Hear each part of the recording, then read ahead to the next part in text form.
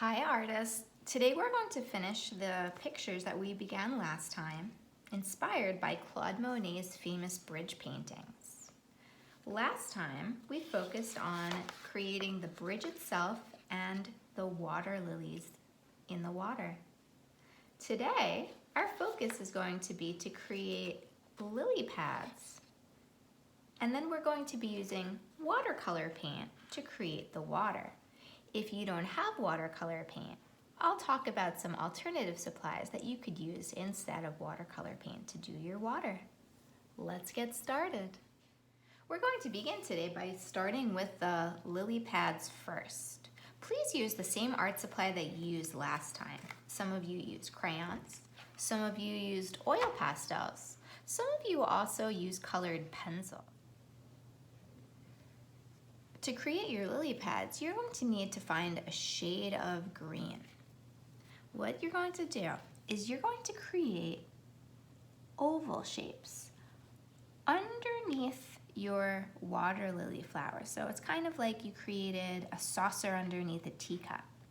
What I'm going to do is I'm going to create these oval shapes and I am going to color them in. So I'm going to kind of create the outline first, and then I'm going to color it in. Something fun you can try that's kind of tricky is you can do a cutout part in your lily pad. A lot of lily pads in real life have a little bit of a cutout shape. It's almost like a V shape. It kind of looks like Pac-Man if you're familiar with the old video game Pac-Man.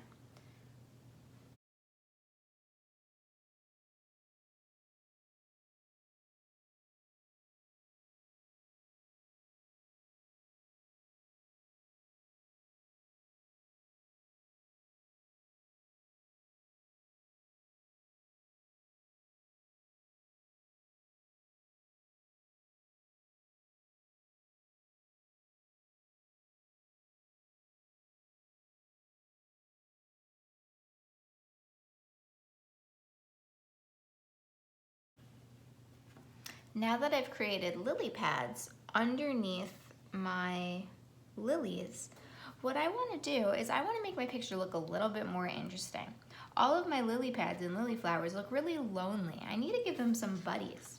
If you look at this one on the left, you can see that I gave some lily pads in a set of 2, some are in a set of 4. So definitely try to add some more oval shapes to your picture to make it look a bit more interesting. Only, I need to give them some buddies. If you look at this one on the left, you can see that I gave some lily pads in a set of 2, some are in a set of 4. So definitely try to add some more oval shapes to your picture to make it look a bit more interesting.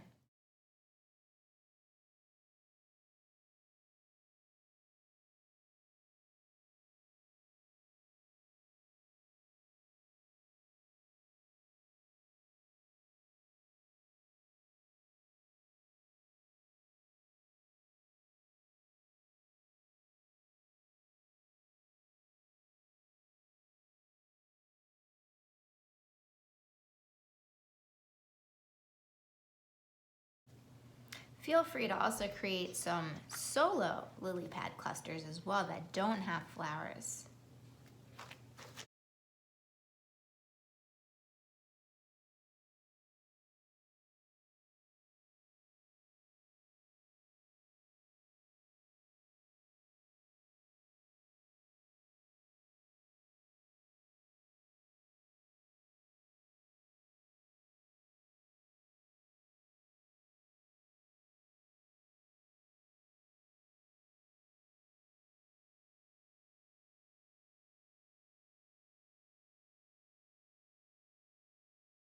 Something that I've done in my picture to make it look a little bit more realistic is I made sure to have the lily pads pretty large underneath the bridge towards the bottom of the paper. I made them a medium size towards the middle of the paper, and I tried to make them on the smaller side towards the top of the paper, just like we did last time with our water lilies. Something you can do next that is completely optional, it's your choice. If you have a darker shade of green or a dark blue, really any color that's darker, you can outline your water lily pads if you feel like it would help your picture. That's what I did in my picture here, because I felt like a lot of my lily pad clusters ended up kind of looking like a clump. If you have some clumpy areas, feel free to declumpify with a dark outline.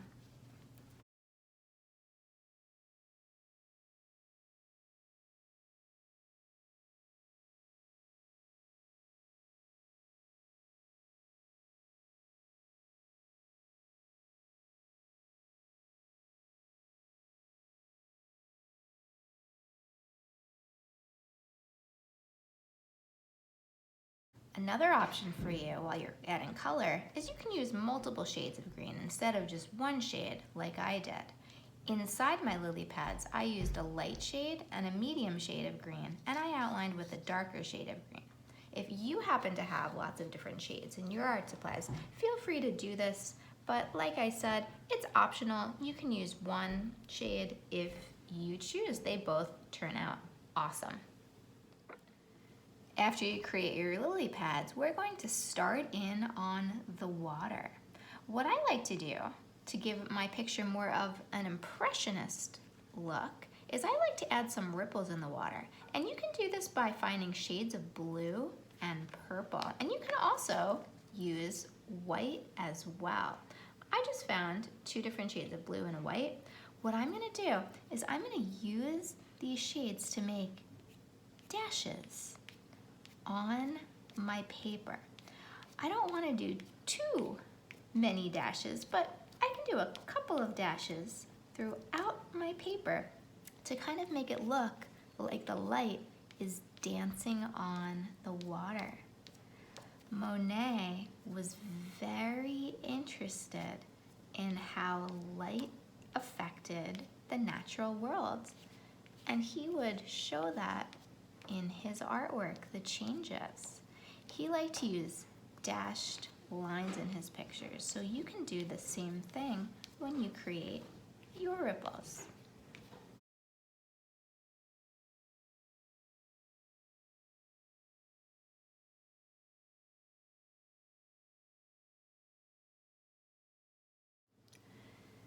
And now we're ready for the grand finale, which is adding in the water.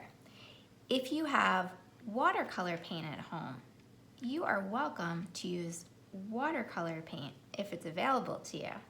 If you don't have watercolor paint at home, that's okay too. We can use crayons or colored pencils to create the water in the background. I'm going to show you how to do it first with crayons. If you have crayons at home, what you're going to need to do is you're going to have to find a light shade of blue. I like to test out my colors before I use them. So I'm going to test out this color on the back of the paper. Maybe this is the color that I want. Maybe I want another color. There's a lot of different shades of blue in crayon boxes. So definitely test out, see which one you think you'd like to use. I think I'm going to go with this one. I'm really glad I tested. If you do not have watercolor paint at home, something that you can do is you can very, very lightly go back and forth and and use crayon to color in your white spaces so that it resembles water. I'm pushing really lightly. I'm adding very minimal pressure so I get a nice, light, relaxed shade. So you're welcome to use crayons. If you do have paint at home, you can do the same thing with watercolor paint. I'm going to dip my brush in the water, and I'm going to dip my brush in the blue paint. What I'm going to do is I'm going to paint right on over those ripple lines that I made. And I'm going to paint back and forth. The trick for water is water always looks like it's moving back and forth. It doesn't usually look like it's moving up and down. It always is moving back and forth. So try to move your paintbrush in a back and forth horizontal motion. You have a lot of control over the shade of blue you make when it comes to watercolor paint. If I add a lot of color, the color gets darker. If I add water, the color gets lighter. So you can have dark spots in the water and you can have light spots in the water. Something that you might like to try is you might like to have the water be a little bit darker underneath the bridge. Why? Because maybe it's making a shadow. Something you can experiment with is you can mix colors. If I put a little bit of purple on my paintbrush, blue and purple mix together to create an indigo, and that'll give you a slightly darker shade than the blue you were using before. So feel free to add a little bit of purple underneath the bridge to give it a bit of a shadow.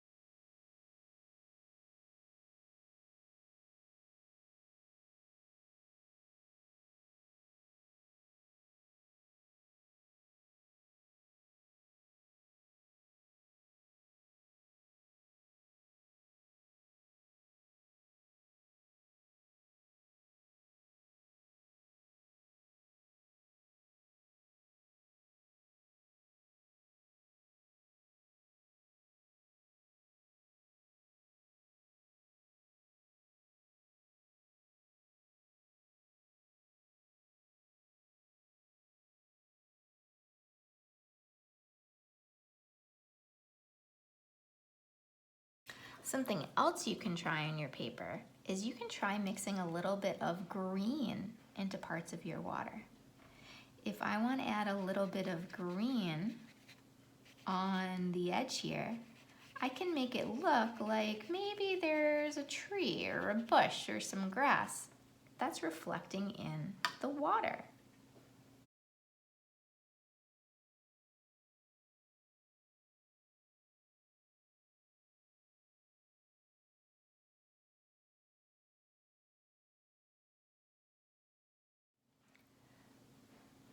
And we're all done.